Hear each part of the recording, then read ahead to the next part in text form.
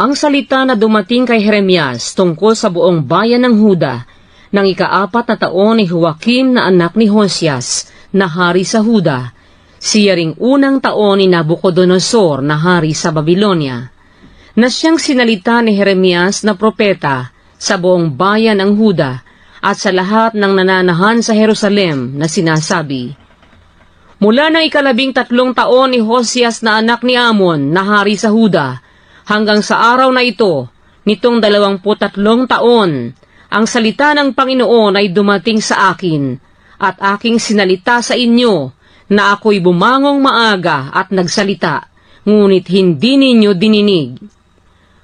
At sinugo ng Panginoon sa inyo ang lahat niyang lingkod na mga propeta, na gumising na maaga, at sinugo sila, ngunit hindi ninyo dininig, o ikiniling man ninyo ang inyong pakinig upang mga kinig, na nangagsasabi, magsihiwalay bawat isa sa inyo sa kani-kanyang masamang lakad, at sa kasamaan ng inyong mga gawa, at kayo'y magsitahan sa lupain na ibinigay ng Panginoon sa inyo, at sa inyong mga magulang, mula ng una at hanggang sa magpakailan paman.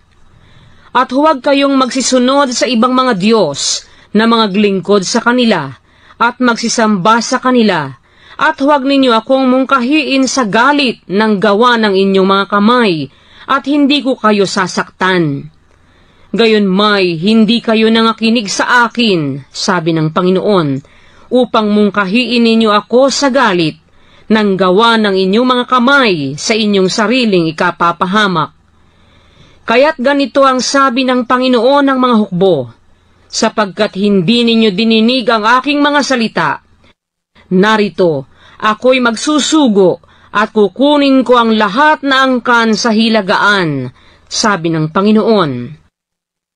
At ako'y magsusugo kay Nabucodonosor na hari sa Babylonia, na aking lingkod, at aking dadalhin sila laban sa lupaing ito, at laban sa mga nananahan dito, at laban sa lahat ng bansang ito sa palibot, at aking lubos na lilipulin sila, at gagawin ko silang katigilan, at kasutsutan, at mga walang hanggang kagibaan. Bukod dito'y aalisin ko sa kanila ang tinig ng kalayawan, at ang tinig ng kasayahan, ang tinig ng kasintahang lalaki, at ang tinig ng kasintahang babae, ang tunog ng mga batong gilingan, at ang liwanag ng ilawan. At ang buong lupaing ito ay magiging sira at katigilan, at ang mga bansang ito ay maglilingkod sa hari sa Babylonia na 70 taon.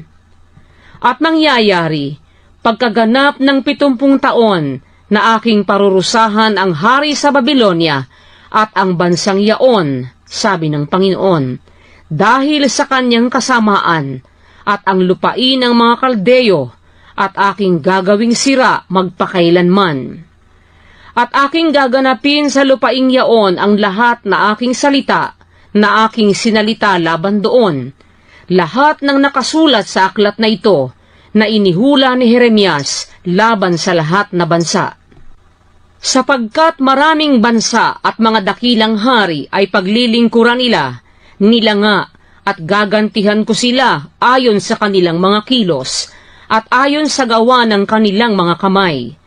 Sapagkat ganito ang sabi ng Panginoon, ng Diyos ng Israel, sa akin, abutin mo itong saro ng alak ng kapusukan sa aking kamay, at painumin mo ang lahat na bansa na pinagsuguan ko sa iyo. At sila'y magsisiinom, at magsisihapay na paruot parito, na mga uulol, dahil sa tabak na aking pasasapitin sa kanila. Nang magkagayoy, inabot ko ang saro sa kamay ng Panginoon, at pinainom ko ang lahat na bansang pinagsuguan ng Panginoon. Sa makatwid, ang Jerusalem, at ang mga bayan ng Huda, at ang mga hari niyaon, at ang mga prinsipe niyaon, upang gawin silang kagibaan, katigilan, kasutsutan at sumpa, gaya sa araw na ito.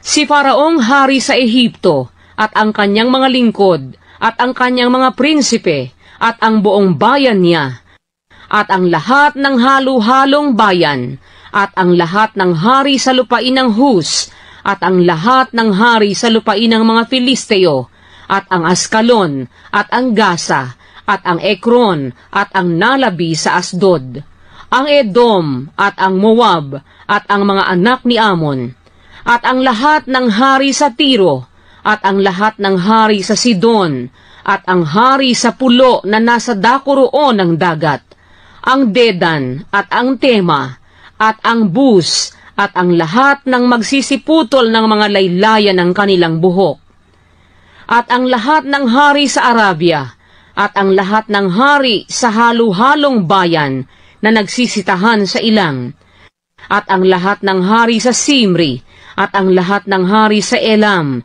at ang lahat ng hari ng mga Medo, at ang lahat ng hari sa hilagaan, malayo't malapit na isa't isa, at ang lahat ng kaharian sa sanglibutan na nangasa ibabaw ng lupa, at ang hari sa Sesak ay magsisiinom pagkatapos nila.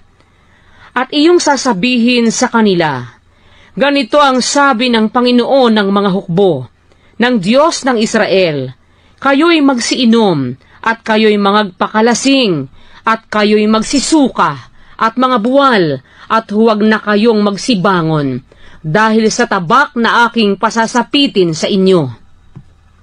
At mangyayari, kung tanggihan nilang abutin ang saro sa iyong kamay upang inuman, sasabihin mo nga sa kanila, ganito ang sabi ng Panginoon ng mga hukbo, kayo'y walang pagsalang magsisiinom, sapagkat narito, ako'y nagpapasimulang gumawa ng kasamaan sa bayang tinawag sa aking pangalan.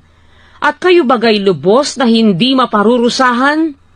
Kayo'y walang pagsalang parurusahan, sapagkat aking tatawagin ang tabak laban sa lahat ng nananahan sa lupa, sabi ng Panginoon ng mga hukbo.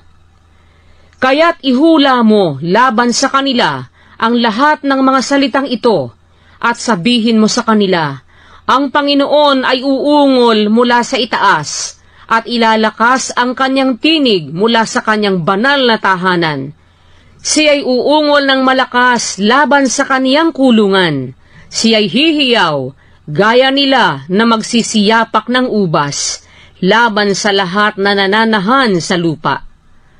Ang ingay ay darating hanggang sa wakas ng lupa, sapagkat ang Panginoon ay may pakikipagpunyagi sa mga bansa. Siya'y papasok sa paghatol sa lahat ng tao.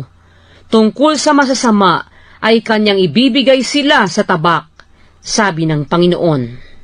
Ganito ang sabi ng Panginoon ng mga hukbo. Narito, kasamaan ay mangyayari sa bansa, at malakas na bagyo ay ibabangon mula sa kahuli-hulihang bahagi ng lupa. At ang mapapatay ng Panginoon sa araw na yaoy magiging mula sa isang dulo ng lupa hanggang sa kabilang dulo ng lupa.